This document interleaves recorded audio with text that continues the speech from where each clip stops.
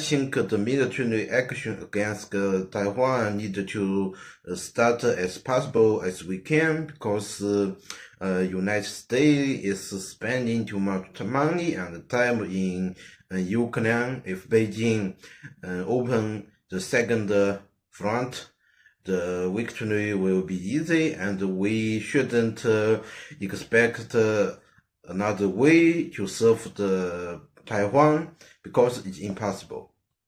Today, Taiwan is not the most important friend of United States. So the Washington don't want a war with Taiwan. But United States plan to make Taiwan stronger and give them more weapons. So maybe United States will promise the peace to Beijing.